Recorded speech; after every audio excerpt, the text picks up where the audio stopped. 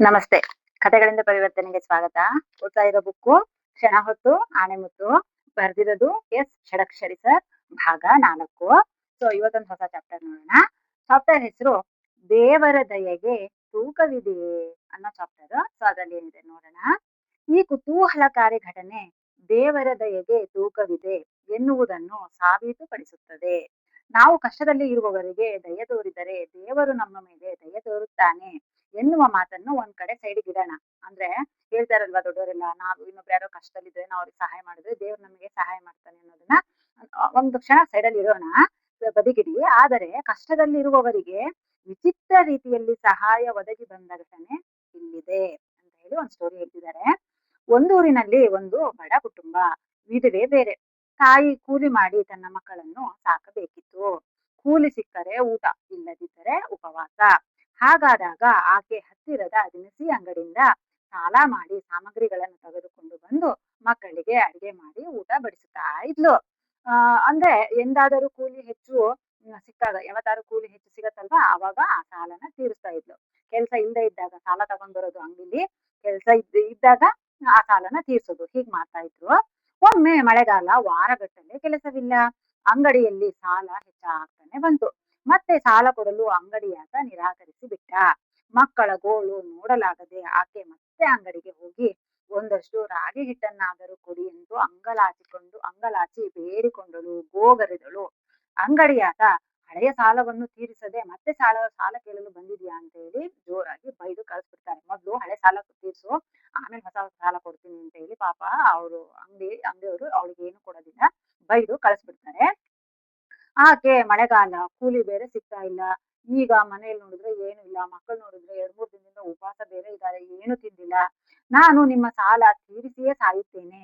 ನಾನು ತೀರಿಸದಿದ್ದರೆ ಏನು, ದೇವರ ದಯೆ ನಿಮ್ಮ ಮೇಲಿರುತ್ತದೆ ಅಂತ ಹೇಳಿ ಅವಳು ಆ ಅಂಗಡಿ ಮಾಲೀಕನಿಗೆ ಹೇಳ್ತಾಳೆ. ಅಂದ್ರೆ ನನ್ ಮಕ್ಕಳು ಸಹ ಉಪವಾಸ ಇದ್ದಾರೆ, 2-3 ದಿನದಿಂದ ಊಟ ಮಾಡಿಲ್ಲ, ದಯವಿಟ್ಟು ಸಾಲ ಕೊಡಿ.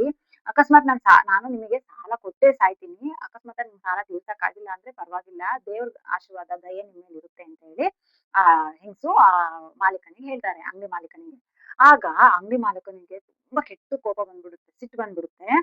ಸಿಟ್ಟು ಬಂದು ಆಮೇಲೆ ಆ ಒಂದು ಚೀಟಿ ತಗೋತಾನೆ. ಚೀಟಿಲಿ ಏನು ಅಂತ ಬರೀತಾನೆ, ದೇವರ ದಯೆ, ದೇವರ ದಯೆ ಅಂತ ಹೇಳಿ ಆ ಚೀಟಿಲಿ ಬರೆದು ಆ ಚೀಟಿಯನ್ನ ಆ ಲೇಡಿ ಆ ಹೆಂಗಸತ್ರ ಕೈಯಲ್ಲಿ ಇಡ್ತಾನೆ.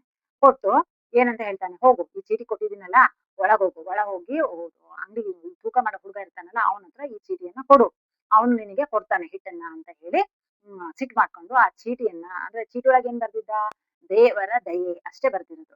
ಅಂದ್ರೆ ಈ ಚೀಟಿ ಇದೆಯಲ್ಲ, ಈ ಚೀಟಿ ತೂಕ ಎಷ್ಟಿದೆ ಅಷ್ಟು ತೂಕದ ಹಿಟ್ಟನ್ನ ಅವ್ನು ಕೊಡ್ತಾನೆ, ಒಳಗಡೆ ಹೋಗಿ ಕೇಳು ಅಂತ ಹೇಳಿ ಅಂಗಡಿ ಮಾಲೀಕ ಹೇಳ್ತಾನೆ. ಸರಿ ಅಂತ ಹೇಳಿ ಆ ಹೆಂಗಸು ಏನ್ ಮಾಡ್ತಾರೆ, ಒಳಗ್ ಹೋಗ್ತಾರೆ. ಒಳಗ್ ಹೋಗಿ ತೂಕ ಮಾಡೋ ಹುಡುಗ ಇರ್ತಾನಲ್ಲ ಆ ಹುಡುಗನ ಹತ್ರ ಆ ಚೀಟಿನ ಕೊಡ್ತಾರ ಹೆಂಗಸು.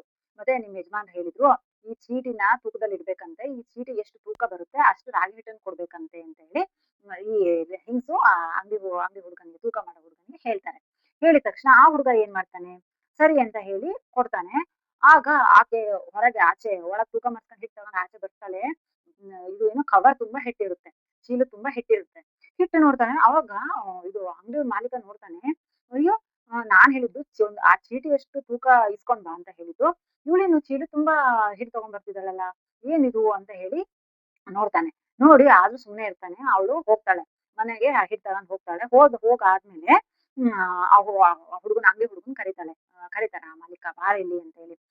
ಏನ್ ಮಾಡ್ದೆ ಅಂತ ಕೇಳಿ, ನಾನು ಆ ಚೀಟಿ ಎಷ್ಟು ದುಡ್ಡು ಹಿಟ್ಟನ್ ಕೊಡ್ಬೇಕು ಅಂತ ಹೇಳ್ ಕಳ್ಸಿದ್ದೆ ಅಲ್ವಾ ಅಂತ ಕೇಳ್ತಾರೆ ಅವ್ರು. ಅವಾಗ ಆ ಹುಡುಗ ಹೇಳ್ತಾನೆ, ಹೌದು ಯಜಮಾನ್ರೆ, ಅವಮ್ಮ ಬಂದು ಮತ್ತೆ ನಿಮ್ಮ ಯಜಮಾನ್ರು ಹೇಳಿದ್ರು, ಈ ಚೀಟಿ ಇದೆಯಲ್ಲ, ಚೀಟಿ ಎಷ್ಟು ರಾಗಿ ತೂಕ ಹಾಕಿ, ಚೀಟಿನ ತೂಕ ಹಾಕಿ ಈ ತೂಕದಷ್ಟೇ ರಾಗಿ ಹಿಟ್ಟು ಕೊಡ್ಬೇಕಂತೆ ಅಂತ ಹೇಳಿ ಅವ್ರು ಹೇಳಿದ್ರು.